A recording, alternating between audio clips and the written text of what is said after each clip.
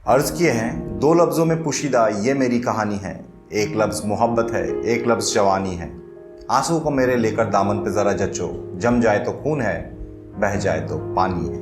अकबर इलाहाबादी का ये शेर आज नज़ीर आरती को सुनाता है। दोनों आज़ाद हिंद फौज के सिपाही और दोनों एक दूसरे को चाहते थे। इस शेर के जरिए आज नज़ीर आरती को प्रपोज करता है। साल 1945 की घटना है ये और जगह थी बर्मा, जब आज़ाद हिंद फौज रिट्रीट करके वापस जा रही थी।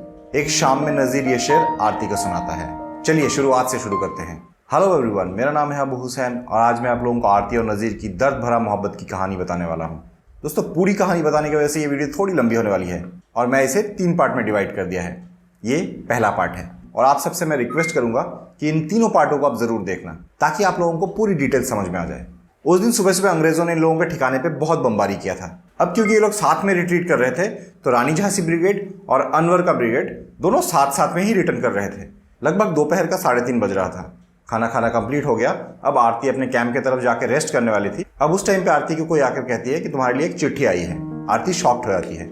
ना तो पोस्टमैन है ना पोस्ट ऑफिस है, यहाँ पर चिट्ठी कैसे? आजाद हिंद फौज के सिपाही वो लड़की अपने पॉकेट से एक लेटर लेके आरती को देती है। आरती खोलकर देखती है कि उसमें 2 लाइनें लिखी हुई है, दोनों उर्दू में। उसको तो कुछ समझ में आया नहीं। आरती को डाउट हो जाता है तो वो पूछती है कि नज़ीर आया था क्या? तो सामने वाली लक्ष्मी सहगल कहती है कि 1-2 बार नहीं 3-3 बार आया था। आरती कहती है कि इसमें तो उर्दू लिखा हुआ है, मैं कैसे समझूं? अब इनमें क्या होता है कि लड़कियां एक दूसरे का चुटकी लेते हैं। लक्ष्मी कहती है कि जाओ फिर अम्मा जी के पास या फिर मेजर जनरल जमान कियानी के पास। आरती दोनों के पास नहीं जा सकती है, अम्मा जी उम्र में बहुत बड़ी है और जमान कियानी तो मेजर जनरल है। अब क्या हुआ, लड़की लोगों ने क्या किया था, इस बीच में सब लोगों ने सब कुछ पढ़ लिया था और आरती को देखकर हंस रहे थे सब लोग मिलके। अब आरती गुस्से में आती है। आरती सोचती है कि मेरा लेटर मुझे ही मालूम नहीं है, बाकी पूरी दुनिया इसे पढ़ के हंस रहे हैं। उन्हीं में से एक थी राबिया खातून जो बाकियों को इस लेटर का मतलब समझाया था। अब उसका दया होता है आरती पर। अब वो आरती के सामने जेस्टिकुलेट करके इस लेटर को पढ़ के सुनाती है। जेस्टिकुलेट मतलब इशारों के साथ, हाथ पैर मुंह के इशारों के साथ। वो गाने के सुर में कहती है, आए थे तेरे दीद को बेदीद हो चले, चौखट तेरी चूम के शहीद बन चले। आरती कहती है दीवाना हो गया। अब इनमें से एक लड़की थी जिन्हें सब कोई भाभी जी करके बुलाते थे।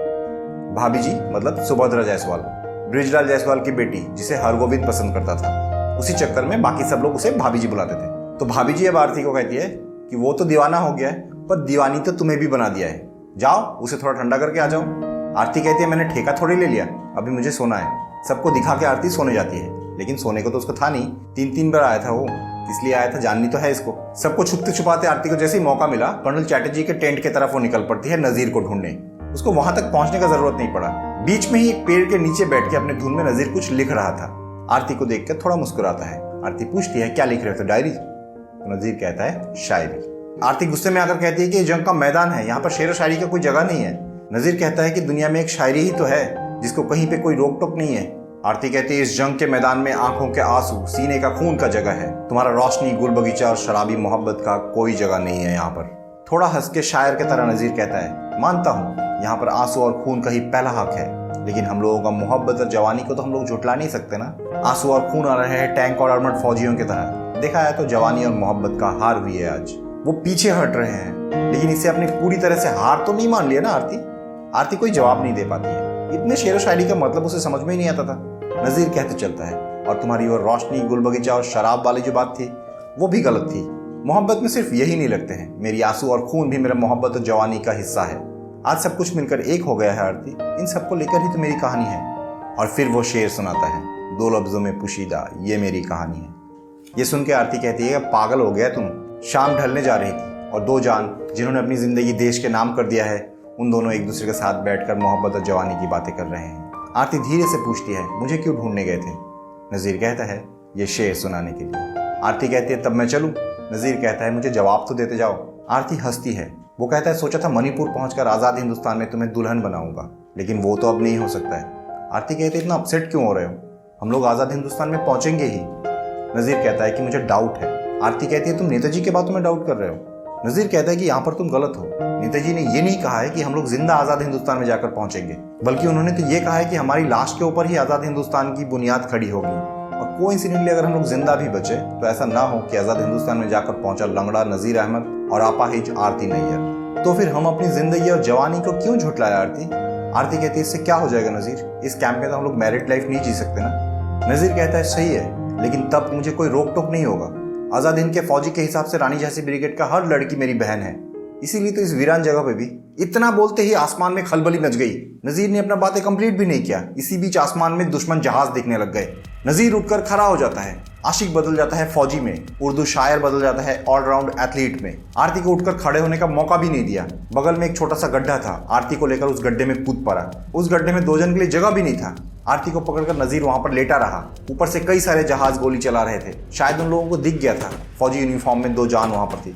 बगल में ही एक पिंकांडो का पेड़ था, जिस वजह से जहाज बहुत ज्यादा नीचे तक नहीं आ पड़ा था। लेकिन वो लोग गोली के साथ साथ बमबारी भी कर रहे थे। जमीन हिल रहा था। इन लोगों के पास ना तो बम है ना जहाज है, और वो लोग बेझिझक अपने काम करते जा रहे थे। आधा घंटा तक वो लोग ये करता रहा। जब वो लोग चले गए तब नजीर आरती को लेकर उस गड्ढे से बाहर आता है। अपने कपड़ों से धूल झाड़ते हुए आरती नजीर को कहती है, अभी न तुम कह रहे थे रानी झांसी ब्रिगेड का हर कोई तुम्हारी बहन है। नजीर उसे बीच में रोककर कहता है, तुम्हारी जगह पर कोई और लड़की होती तब भी मैं यही करता। उस गड्ढे में आशिक नहीं फौजी था। आरती को ये मालूम ही था, फिर भी वो चाह रही थी कि नजीर झूठ बोले। ये पूरी कहानी आरती नैयर अपनी डायरी में लिखी है, इसीलिए आरती नैयर का फीलिंग हम लोगों को पूरा जानने को मिलता है। आरती कहती है, फौजी नहीं बोलो कॉमरेड का। नजीर कहता है, वही सही।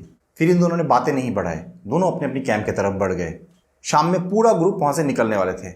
आरती अपनी रेजिमेंट के साथ, नजीर अपना ब्रिगेड के साथ। जब वो लोग वहां से निकलने वाले थे, आखिरी मोमेंट में नजीर आरती से मिलने आया था। नजीर का हाथ पकड़कर आरती कहती है, कबूल है। मौलवीन पहुंच कर ही। मौलवीन एक जगह का नाम था जहां तक वो लोग जा रहे थे। खैर, इसकी बात की कहानी बहुत एडवेंचरस और बहुत बेरहम है। बताऊंगा आपको अगले पार्ट में। तब तक के लिए जय हिंद दोस्तों।